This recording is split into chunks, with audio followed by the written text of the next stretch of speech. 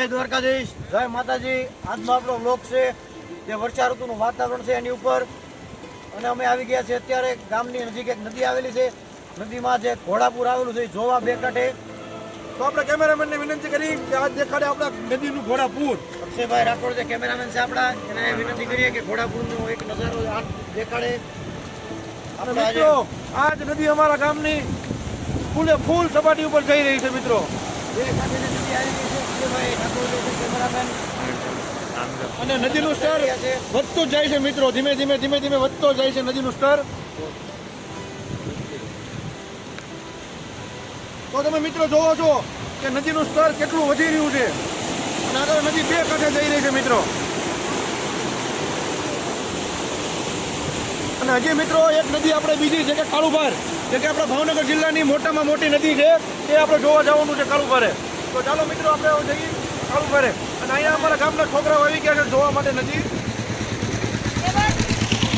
હું કે નદી જોઈને તમને કેવી મજા આવે છે? કાળુભાર નદી જે ગુજરાતના મેપમાં જે સૌથી મોટી નદીઓમાં સમાવેશ થાય છે કાળુભાર નદીનો, તમને અદ્ભુત નજારો જોવા લઈ જઈ રહ્યા છીએ। તો ચાલો જઈએ કાળુભાર।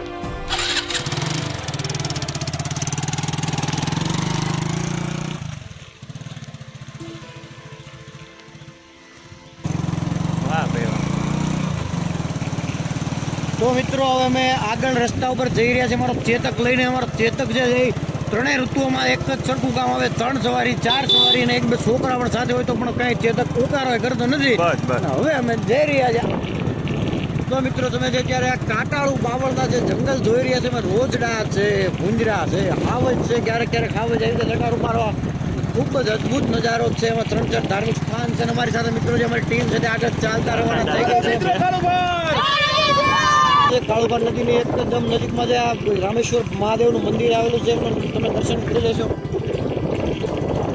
કરી શકો છો દર્શન રામેશ્વર મહાદેવના। આગળ જઈ રહ્યા છે કાળુભાર નદી જોવા। તો અહીં કેમેરામેનને વિનંતી,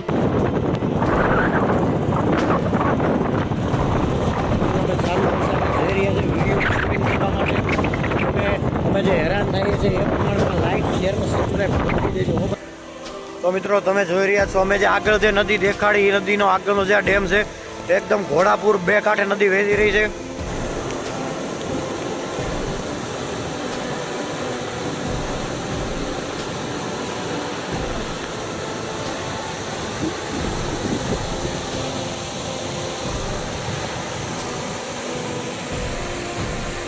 મિત્રો અમે અત્યારે આવી ગયા છે કાળુભાર નદીનો જે ડેમ છે ત્યાં આવી ગયા છે, દેશી મજા લઈ રહ્યા છે। ખીચડાના સાયા બેઠા છે, ઓથમાં વરસાદ જમાવે એટલે ઓથે બેઠા છે, પલળતા હવે આગળ જઈશું। આપણા પાણી પુરવઠા મંત્રી આવી ગયા હતા, હવે ગોતી હમણાં જઈએ કે પાણીની જોઈ નજારો કેવો છે ડેમની અંદર।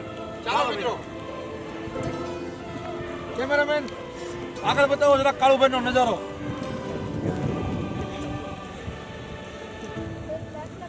બે કાંઠે મિત્રો પાણી જઈ રહ્યું છે અત્યારે કાળુભારમાં, જે હજી વધશે, સપાટી ધીમે ધીમે વધતી જશે જેમ ઉપરવાસ વરસાદ થશે। તો મિત્રો અત્યારે તમે જોઈ રહ્યા છો એ છે કાળુભાર નદી। તો મિત્રો અહીંથી જે આવી રીતે વાડીનું પાણી જે હોય છે એ એકઠું થઈને કાળુભાર નદીને ફૂલ ભર।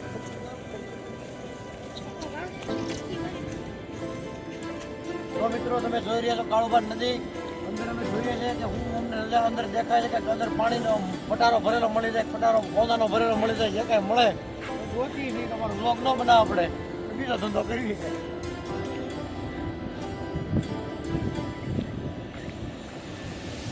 કાંટાનો વગેરે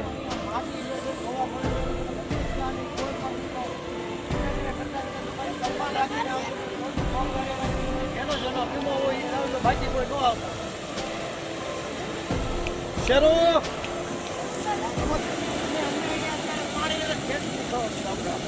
બપોરો ખાવા દે મારો ભાઈ,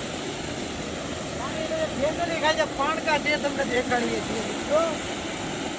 લાઈક, શેર, સબસ્ક્રાઈબ કરજો, મજા આવે તો કરજો।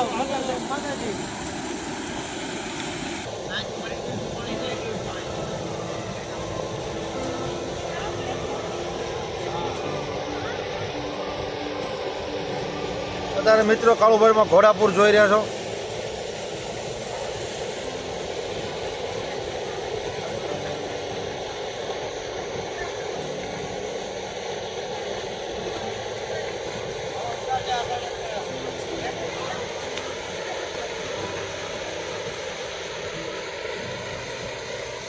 અત્યારે અમારા મિત્રો પાણાથી જે પાણીમાં ઠેકલી ખવડાવે છે એના દ્રશ્યો જોવો મિત્રો.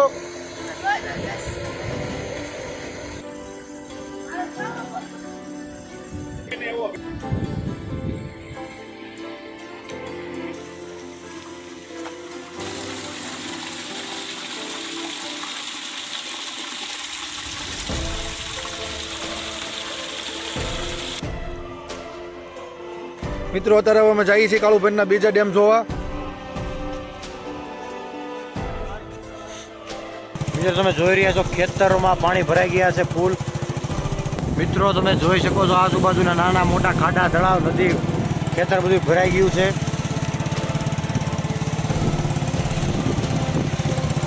અમે અમારો ચેતક લઈને જઈ રહ્યા છે. ચેતક અમારે ત્રણેય મોસમમાં એક જ સરખું કામ આપે છે.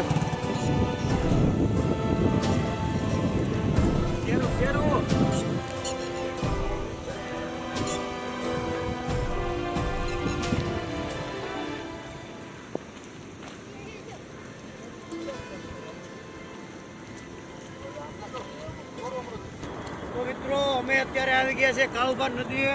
કેમેરામેનને વિનંતી છે કે કાળુભાર નદીના સુંદર દ્રશ્યોમાં તમને નજારો બતાવે.